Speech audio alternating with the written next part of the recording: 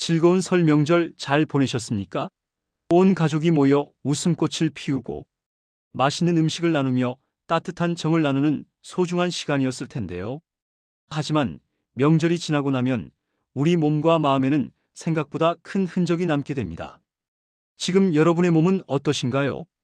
혹시 온몸이 쑤시고 기운이 없으며 자꾸만 짜증이 나고 우울한 기분이 들지는 않으신가요? 단순히 명절을 보내느라 조금 피곤해서 그렇겠지 하고 넘기기에는 우리 몸이 보내는 신호가 심상치 않을 때가 많습니다. 설 연휴가 끝나고 돌아오는 이른바 후폭풍은 생각보다 만만치 않습니다. 명절 내내 산더미처럼 쌓인 설거지와 각종 요리 준비, 그리고 무거운 짐을 나르고 장시간 차 안에서 좁은 좌석에 앉아 이동하다 보면 우리 몸의 관절과 근육은 비명을 지르게 됩니다. 신체적인 고통뿐만이 아닙니다. 오랜만에 만난 가족과 친지들 사이에서 오고 가는 말 한마디에 상처를 받기도 하고 보이지 않는 긴장감 속에서 스트레스가 쌓여 마음의 병이 생기기도 합니다. 이러한 증상을 우리는 흔히 명절 증후군 또는 명절 후유증이라고 부릅니다. 그런데 이 후유증을 가볍게 여기고 방치했다가는 만성 통증이나 심각한 우울증으로 번질 수 있다는 사실을 알고 계셨나요? 오늘은 명절 뒤에 찾아오는 불청객들을 어떻게 하면 빠르게 쫓아내고 건강한 일상으로 복귀할 수 있는지 그 구체적인 방법들을 하나하나 자세히 전해드리겠습니다. 가장 먼저 살펴볼 부분은 바로 우리의 마음 건강입니다. 명절이 지난 후 왠지 모르게 기분이 가라앉고 잠도 잘 오지 않는 경험을 해보신 적이 있으실 겁니다. 평소보다 예민해져서 사소한 일에도 화가 나고 가슴이 답답해지는 증상이죠. 보통 이런 기분은 명절 전후로 며칠간 나타났다가 일주일 정도 지나면 자연스럽게 사라지는 것이 일반적입니다. 하지만 전문가들은 이 기간을 주의 깊게 살펴야 한다고 강조합니다. 건국대병원 정신건강의학과 홍수민 교수의 조언에 따르면 만약 이러한 우울감이 2주 이상 지속되거나 일상생활을 하는데 지장을 줄 정도로 심각하다면 그것은 단순한 감정 기복이 아니라 명절 스트레스에 의한 본격적인 우울 증상일 가능성이 높습니다. 시간이 약이겠지 하며 혼자서 꾹 참고 견디는 것은 결코 좋은 방법이 아닙니다. 오히려 증상을 악화시킬 수 있기 때문입니다. 이럴 때는 주변 사람들과 자신의 솔직한 감정을 나누는 것만으로도 큰 도움이 됩니다. 힘들었던 마음을 밖으로 꺼내어 이야기하는 과정에서 심리적인 부담이 줄어들고 회복의 속도가 빨라지게 됩니다. 만약 대화만으로 해결되지 않는다면 주저하지 말고 전문적인 상담을 받는 것이 건강한 노년을 보내는 지름길입니다.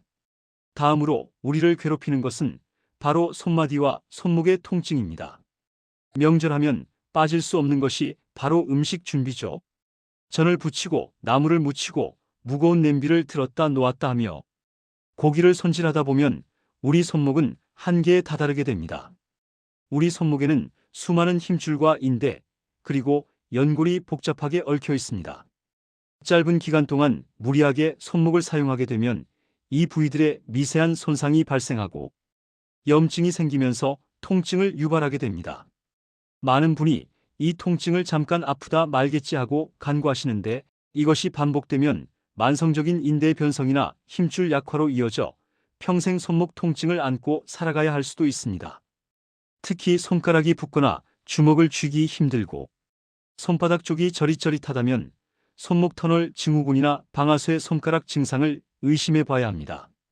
정형외과 이승준 교수는 요리를 할 때도 운동 전처럼 몸을 충분히 풀어주는 과정이 꼭 필요하다고 강조합니다.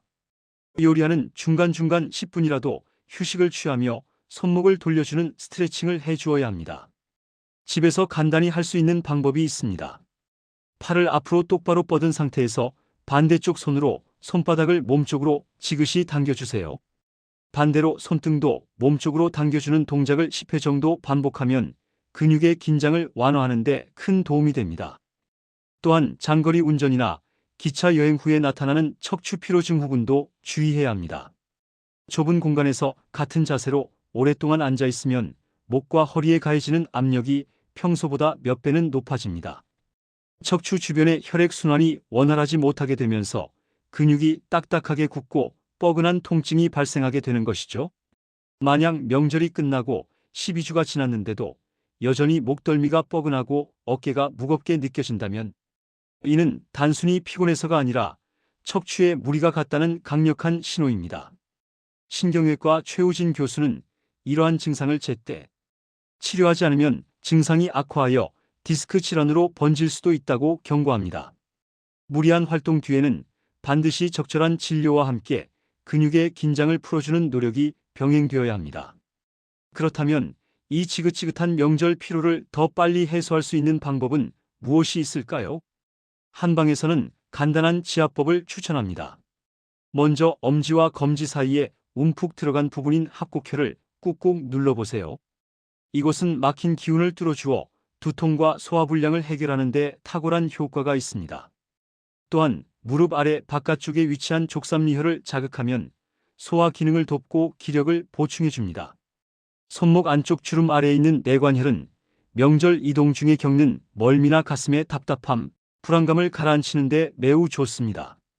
이와 더불어 따뜻한 물로 반신욕이나 온찜질을 해주면 혈액순환이 좋아져 근육통을 줄이는 데 효과적입니다.